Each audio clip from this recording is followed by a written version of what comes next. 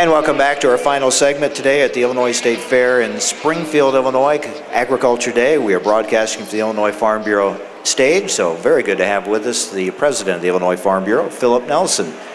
Tough year. I know you've spent a lot of time working about drought issues and farm bill issues. The two are really connected. How frustrated are you that there's not a farm bill done yet? We're getting very concerned for a couple reasons. Number one, as you know, the current farm bill expires in September. We were with Chairman Frank Lucas, the House Ag Chair, just a week ago. He was in Illinois. We stressed the importance that he needed to go back after the August recess, tell the Speaker of the House that we need a farm bill, we need it now, to give some certainty to the agriculture community. But even bigger than that, as you know, there's certain provisions in this current farm bill that expired this last year. The Supplemental Disaster Program was not available in the year 2012, as well as the Livestock Disaster Program. And two key components, especially what we're dealing with in agriculture today, that need to be addressed sooner rather than later. So we got that message across, and hopefully members across this country are telling their congressional delegation when they get back in session following the August recess, they need to schedule time and take up the farm bill. It's going to be a lot to do in a short period of time, but we know they can do it if they get to it. A lot of political pressures here in an election year. Well, we're very concerned on a number of fronts. Not only do you have the farm bill, you've got a lot of tax issues that expire. The estate tax exemption levels and the tax rate revert back to $1 million exemption levels, $2 million per household. And the tax rate ramps up dramatically if they do nothing.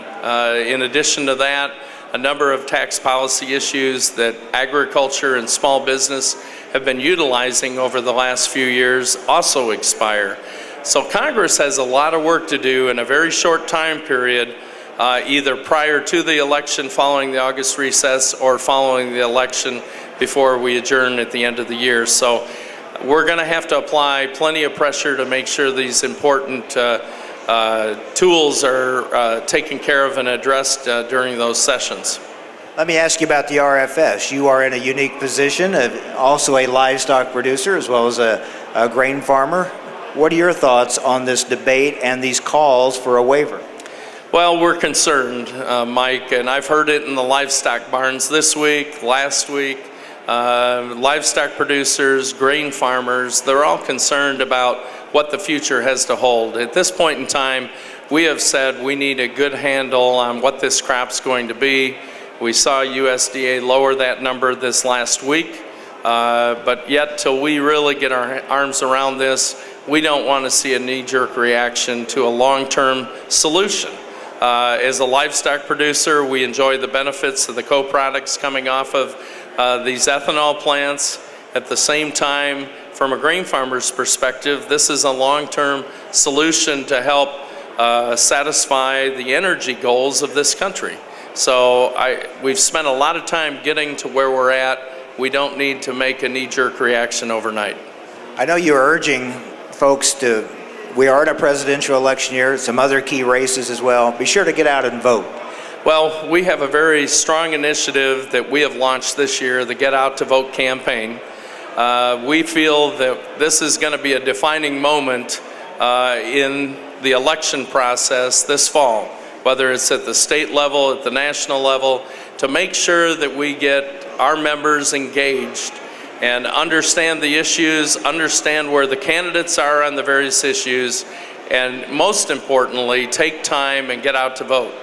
We heard from the CEO of Caterpillar Tractor just a couple weeks ago how they engaged their workers as part of the Get Out to Vote campaign in their company structure. We're doing that in our family of companies structure, as well as trying to engage our 420,000 members in Illinois Farm Bureau to get involved in the political process and show up and cast their vote for the person that they feel represents their interests the best going forward. You've talked to your members around the state. Let's talk about the impact of the drought.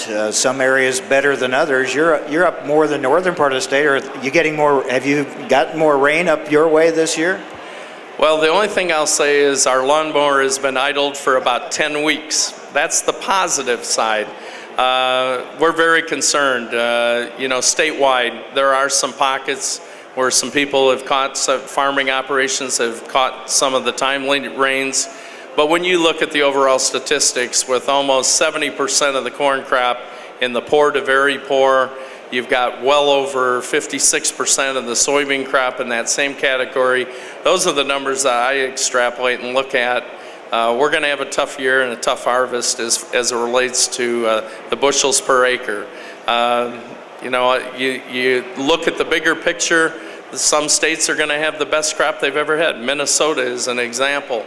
So we're going to have to rely on other states to pick up the slack for what we're going to not have here in Illinois. Have some recent rains, you think, helped the bean crop here in Illinois? We hope so. Instead of having buckshot for soybeans, we're going to fill out some of those. I think the fuller season beans certainly have to take advantage of the recent rains. But I think long term, the thing that I'm hearing most from our members and people at this year's state fair is we've got to get a recharging of the topsoil and subsoil to go into next year's crop. We've got a wheat crop that's just around the corner from being seeded, and we're still looking at topsoils and subsoils at very serious levels of not having moisture to germinate a crop. Before I let you go, I was very happy to hear that they're going to name the Department of Ag building here on the state fairgrounds after former Illinois Director of Agriculture and former U.S. Secretary of Agriculture Jack Block. We're excited. Very good friend, served our organization well, served this country, this state in various leadership roles, continues to do that, and I look to him as kind of an advisor from time to time on a number of key issues. We're looking forward to seeing him this afternoon when they do the dedication and the signing of that bill. Couldn't be happier and prouder of a fellow Illinoisan being honored. Yeah. Very deserving of the honor. It's great news. Again, we'll just wrap it up again, urging people, whoever they're going to support, to get out and vote. Absolutely. Take the time to cast your ballot this fall and study the issues, know the candidates, know what they stand for. As I said, this is probably one of the most important elections in my lifetime, given some of the philosophical differences that we're seeing on the issues. It'll be interesting. Good to see you, my friend. Take care. Thank you, Mike. All right. Philip Nelson, President of the Illinois Farm Bureau. And again, our thanks to Farm Bureau for letting us use their stage here at the Commodities Pavilion across from the grandstand. Okay, that's going to wrap it up. 7 consecutive shows on the road. We're actually going to get to be in studio tomorrow. We're going to talk about crop insurance, some tips, things to keep in mind, and make sure you follow the proper procedures. Don't want to mess that up because it's so critical this year. And also tomorrow, both sides of the debate over the beef checkoff and how it can be used in contracting with NCBA. There's a lot going on right now with that. We're going to hear from both sides of that debate, so hope you will join us. Thanks again to all the folks here at the Illinois State Fair, Agriculture Day in Springfield, and thank you for joining us on our broadcast today. Have a great day, everyone. I'm Mike Adams. This is AgriTalk, the voice of rural America.